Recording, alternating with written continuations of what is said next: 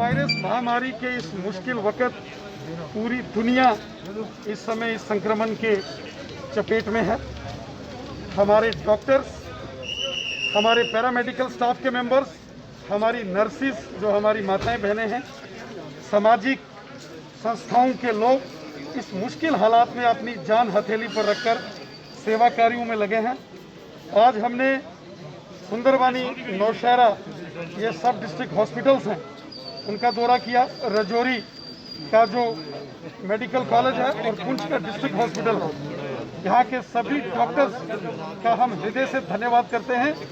ये सीमावर्ती क्षेत्र के अंदर हमारे डॉक्टर्स दिन रात मेहनत करके इस कोरोना वायरस महामारी के चेन को लगातार ख़त्म करने की कोशिश कर रहे हैं। ये वायरस, इसने पूरी दुनिया के अंदर बहुत तबाही मचाई है।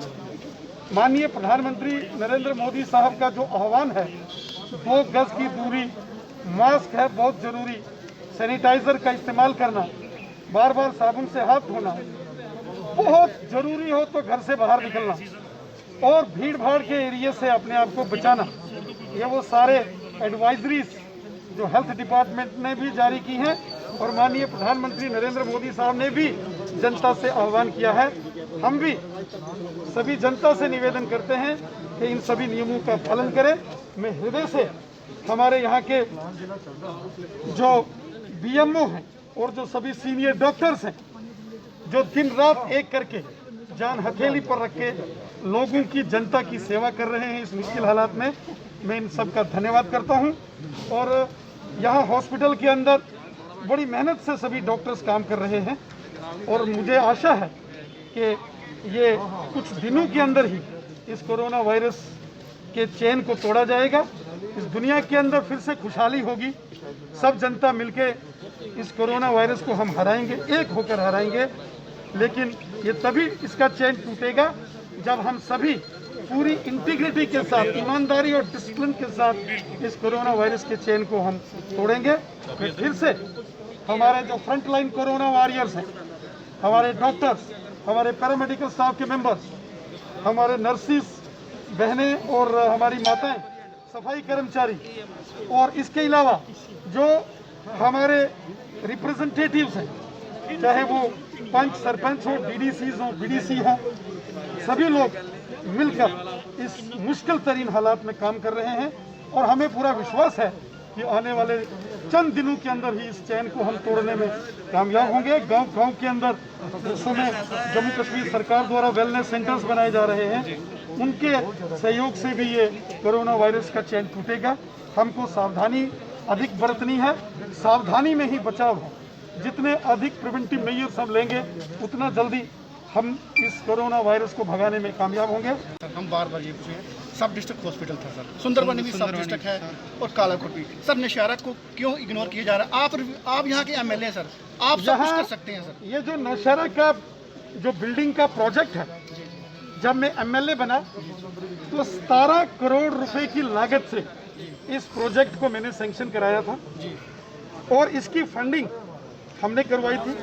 एज एमएलए रहते यहाँ बहुत सारे बॉटल नेक्स थी, प्रॉब्लम्स थी, वो मैंने रेवेन्यू डिपार्टमेंट के और हॉस्पिटल एडमिनिस्ट्रेशन हेल्थ डिपार्टमेंट के साथ मिलकर इसको दूर किया था।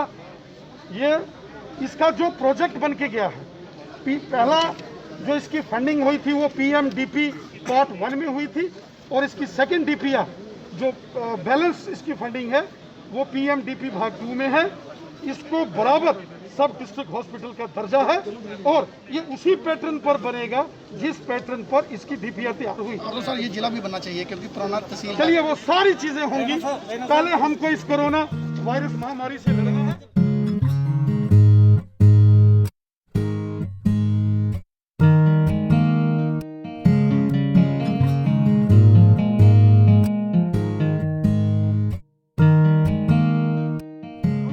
करना चाहेंगे जिला प्रशासन का, यहाँ के जो डिप्टी कमिश्नर हैं, मेडिकल सुपरडेंट साहब हैं, चाहे वो प्रिंसिपल महोदय हैं और इनकी जितनी भी टीम है, बहुत कम समय में ये जो हमारा ऑक्सीजन प्लांट था जो कि 1000 लीटर कैपेसिटी पर मिनट का था, इसको बहुत जल्द इन्होंने चालू किया है और ये रनिंग हालत में इस समय।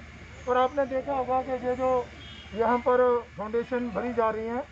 ये भी यहाँ पर 2200 लीटर पर मिनट का जो ऑक्सीजन प्लांट है ये लगाया जा रहा है। ये 3 फेज में होगा, 750 और उसके बाद 750 वगैरह।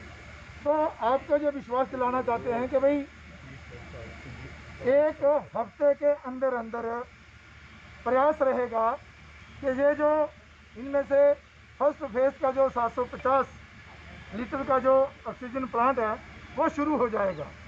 और इसके अलावा भी आपने देखा कि जो सुविधाएं पहले इस मेडिकल कॉलेज में नहीं थी, अब वो सुविधाएं दी गई हैं। हमारे एलजी जो मनोज सिन्हा जी हैं, उनका जम्मू कश्मीर ड्यूटी प्रशासन और उनके जितने भी सहयोगी हैं वो दिन रात मेहनत और लगन के साथ काम कर रहे हैं, जिसका नतीजा है कि आज यहाँ पर 20 के करीब आईसीयू बेड हैं, वेंटिलेटर इससे भी ज़्यादा हैं और 150 के करीब ऑक्सीजन सपोर्टर बेड हैं। और इसके अलावा भी प्रशासन ने यहाँ पर अलग अलग जगह पर और भी ऑक्सीजन सपोर्टर बेड जो हैं वो रखे गए हैं, ताकि जब भी कोई कोविड पेशेंट को परेशानी हो उसको ऑक्सीजन दी जाए। और एलजी मनोज सिन्हा जी ने जो स्टेप अभी उठाया और उनके दिशा निर्देश के अनुसार डिप्टी कमिश्नर राजौरी ने भी हर पंचायत में 5 बेड का एक क्वारंटाइन सेंटर जो है वो बना दिया है और 1 बेड जो है ऑक्सीजन सपोर्ट दे दिया है। इसके अलावा और भी लोग सहयोग कर रहे हैं।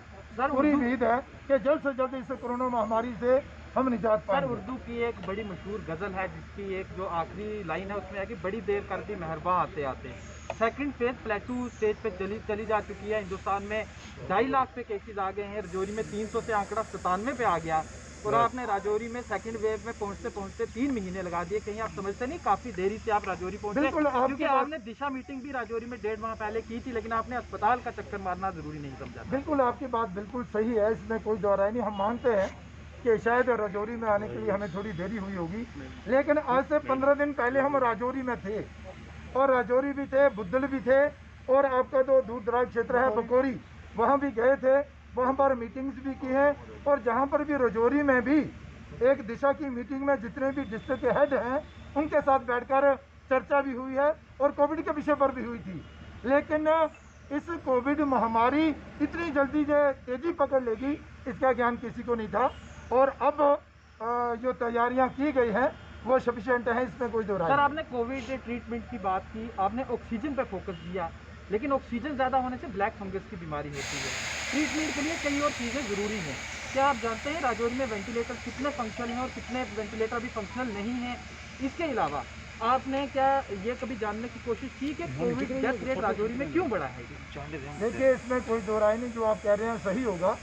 मेरी लोगों से ये प्रार्थना रहेगी, जैसे कि हम पहले भी कर चुके हैं, जब भी कोई किसी को खांसी हो, बुखार हो या जुकाम हो तो तुरंत वो डॉक्टर के पास जाए या अपना कोविड टेस्ट जो है वो करवाए। इसमें कहीं ना कहीं ये रहा है कि लोग इस बीमारी को छुपाते रहे हैं, हॉस्पिटल नहीं गए, डॉक्टर को नहीं दिखाया, टेस्ट नहीं करवाया और जब अंत में ज़्यादा परेशानी हो गई तो तब फिर वो हॉस्पिटल का दरवाज़ा खटखटाने गए। इसलिए कुछ नुकसान जो हुआ, हमें भारी नुकसान हुआ, उसकी क्षति जो है उसकी भरपाई नहीं हो सकती। लेकिन हम सबको चाहिए कि हम सरकार का सहयोग करें, वैक्सीन करवाएं, टेस्टिंग करवाएं और अगर हमें कहीं खांसी बुखार जुकाम होता है तो अपने आप को हम आइसोलेशन में डालें और जो सरकार द्वारा कदम उठाए गए हैं उसका लाभ उठाते हुए हम अपने परिवार को भी बचाएं और खुद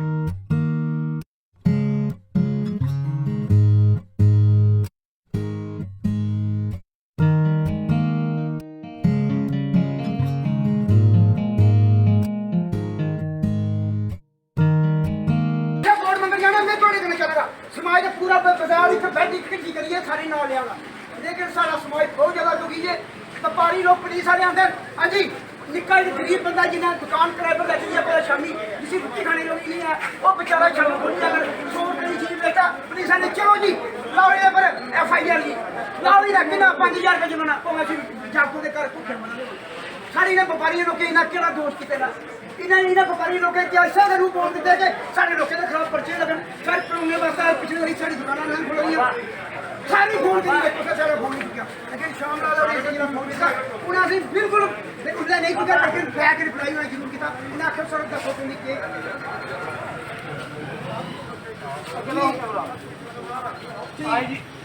लेकिन दो किला लाएंगे मैं फिर किला लाएंगे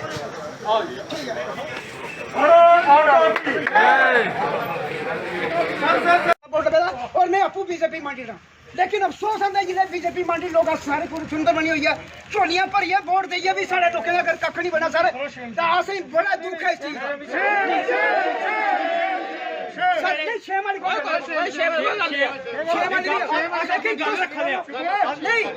क्या असें गल रखने दायित्व है सर जी नहीं है अगर साढ़ा दायित्व है जनाब MP साहब भी 5 साल हो गए जीते दे तो कम से कम कुछ की सुविधा लेनी चाहिए सी असें कोई दिंदी नहीं रही थे लेकिन कम से समाज का कोई भला करना चाहता कि मैं पर्सनली अपना कख नहीं आता मैं थोड़े अगे हथ जोड़िए विनती करना ये समाज अज इं नहीं इग्नोर नहीं करिए जाओ अगर आए दे मैं थोड़े कन्नै छाना भी जाना जिथे तुम भी आगो थोड़े कन्नै चलांगा जिथे वोट मंगन जाना मैं थोड़े कन्नै चलांगा समाज का पूरा बाजार एक बेल्ट इकट्ठी करिए सारे नाल लियांगा लेकिन साड़ा समाज बहुत ज़्यादा दुखी है व्यापारी लोग पुलिस वाले आते हैं अजी निक्का एक गरीब बंदा जिन्हें दुकान किराए पर लैती दी है कोई शामी जिसकी रुट्टी खाने जोगी नहीं है वो बेचारा शटर खोली अगर 100 रुपए की चीज़ बेचता पुलिस वाले चलो जी लाओ ये पर FIR जी लाओ इन्हें कि 5000 रुपये जुर्माना भावें जागतों के घर भुखे मरा दे सर इन्हें व्यापारियों लोगों इन्हें केड़ा दोष किया इन्हें व्यापारी लोगों क्या इस गल वोट दिते कि सारे लोगों के खिलाफ पर्चे लगन सर करोने वास्ते पिछले बारी साड़ी दुकाना नहीं खोल दी सारे फोन करी रखो सर साड़ा फोन नहीं चुकया